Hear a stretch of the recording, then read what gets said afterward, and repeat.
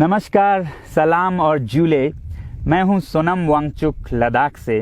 आप में से कुछ लोग हमें जानते होंगे हमारे शिक्षा सुधार के कामों के बारे में, या फिर पर्यावरण के काम में आइस स्तूपा, आर्टिफिशियल ग्लेशियर जैसे कामों के लिए, या फिर आई लिव सिंपली जैसे ग्लोबल मूवमेंट्स जो कि सादा जीवन अपनाकर क्लाइमेट चेंज को रोकने के लिए लोगों को प्रेरित करती है।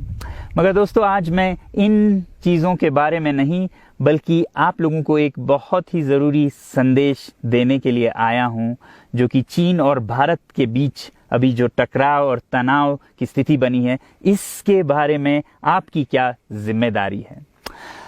मैं लद्दाख में हूं और आप देख रहे हैं सिंधु नदी को बहते हुए यहाँ, और वो जो पहाड़ियाँ हैं उनके पीछे नुब्रा और चांगथांग के वो इलाके हैं जहाँ पर ये तनाव बढ़ता जा रहा है। हजारों सैनिक वहाँ ले जाए जा चुके हैं। सुनने में आया है चीनी वायुसेना के जहाज भी वहाँ तैनात किए गए हैं, और एक घंटे पहले भारतीय वायुसेना के जहाज भी मेरे ऊपर मंडरा रहे थे।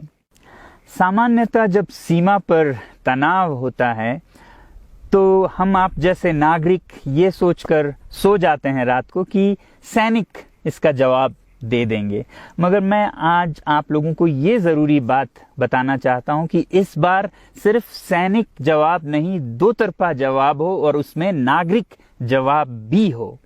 तो आप जैसे नागरिक दिल्ली, मुंबई और बेंगलोर और अनेक शहरों से क्या कर सकते हैं इसमें, ये समझने के लिए पहले हमें समझनी होगी चीन की ये हरकत और वो ऐसा क्यों कर रहा है। आपने देखा होगा कि ये सिर्फ भारत के साथ नहीं हो रहा है, बल्कि पिछले कई हफ्तों से चीन ये दक्षिण चीनी सागर में वियतनाम, ताइवान और अब हांगकांग के साथ भी छेड़खानी कर रहा है। और मेरा ये विश्लेषण है कि वो ये सब किसी देश के साथ दुश्मनी के वजह से ज्यादा अपने अंदर की समस्याओं को सुलझाने के लिए कर रहा है। आज चीन को सबसे बड़ा डर है तो अपने जनता से डर है। उनकी 140 करोड़ की आबादी, जो कि एक बंधुआ मजदूर की तरह बिना मानवाधिकारों के चीनी तानाशाह सरकार के लिए काम करते हैं और उसे धनी बनाते हैं। जब वो नाराज हो जाए तो फिर एक क्रांति की सी परिस्थिति बन पड़ती है, और इससे चीन बहुत डरता है। आज कोरोना के प्रकोप के बाद चीन में फैक्ट्रियां बंद हैं, एक्सपोर्ट्स बंद हैं और बेरोजगारी 20% तक बढ़ चुकी है। लोग बहुत नाराज हैं, क्रांति हो सकती है, तख्ता पलट हो सकता है। इसीलिए चीन पड़ोसियों से दुश्मनी करके अपनी जनता को अपने साथ जोड़ने में लगा हुआ है, और ये पहली बार नहीं कर रहा है। 1962 में जब भारत के साथ जंग की तो वो जंग भी उसने अपने जनता को संभालने के लिए की थी। तब 4 साल का अकाल और भूखमरी हुई थी, और इससे ध्यान हटाने के लिए ये जंग की थी। चीन के लिए अपनी जीडीपी और जो खुशहाली है उसे बढ़ाते रहना बहुत ही जरूरी है, और जिस दिन जीडीपी घट जाए वहां की जनता क्रांति के लिए तैयार है। मैं तो कहता हूं कि इस बार भारत की बुलेट पावर से भी ज्यादा वॉलेट पावर काम आएगी। जो नागरिक पैसा खर्चते हैं चीन के सामान को खरीदने में, जरा सोचिए, हम आप भारतीय उद्योग को मारकर चीन से मूर्तियों से कपड़ों तक हर साल 5 लाख करोड़ के सामान खरीदते हैं, और फिर यह पैसा आगे जाकर हमारे सीमा पर हथियार और बंदूक बनकर हमारे सैनिकों के मौत का कारण बन सकती हैं। तो इसलिए अगर हमारे देश के 130 करोड़ लोग और 3 करोड़ जो भारतीय बाहर के देशों में हैं, सब मिलकर भारत में और बल्कि दुनिया भर में एक boycott made in China movement या अभियान शुरू करते हैं, तो आज दुनिया भर में चीन के प्रति रोष है।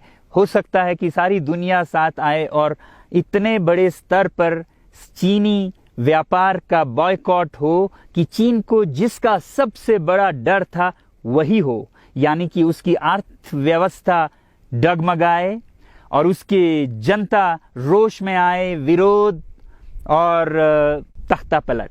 और अगर हम ऐसा नहीं करते हैं तो कितनी बदनसीबी की बात होगी भारत के लिए, ज़रा सोचिए। एक तरफ हमारे सेना सीमा पर जंग लड़ रही होगी और दूसरी तरफ हम आप चीनी सामान, मोबाइल से लेके कंप्यूटर्स, कपड़ों से लेके खिलौनों तक को खरीद कर उनकी सेना को पैसा भेज रहे होंगे, चीन की सेना को। ये तो हुई हार्डवेयर की बात।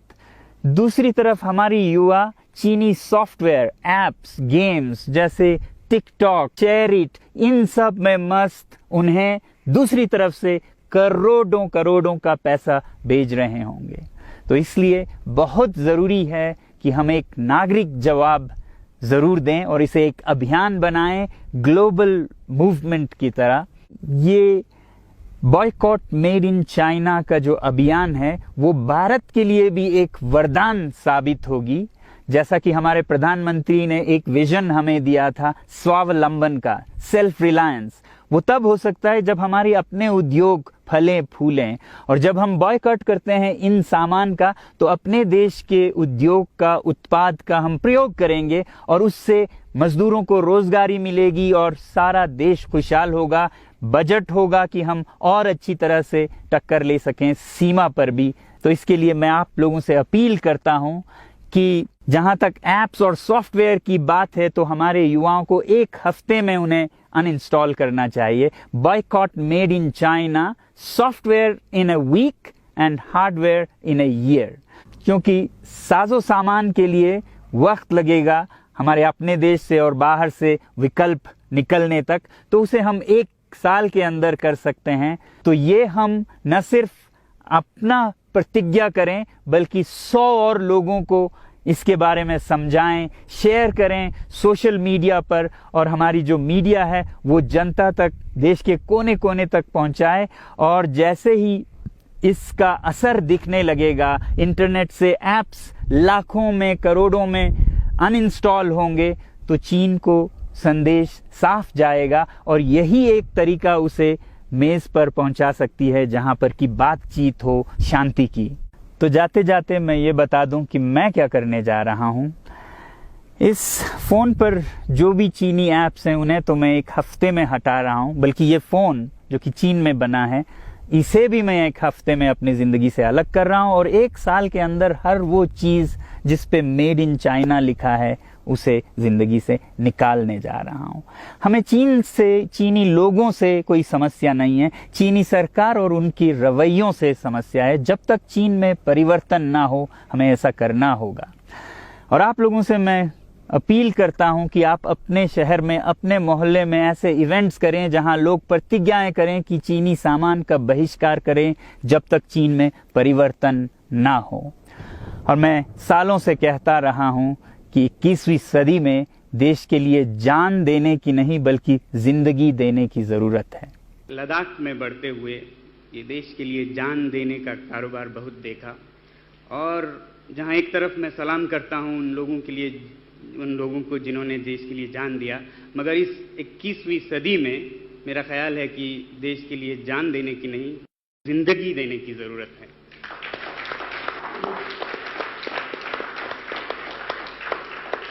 तो आप भी निभाइएगा अपना रोल। जय हिंद।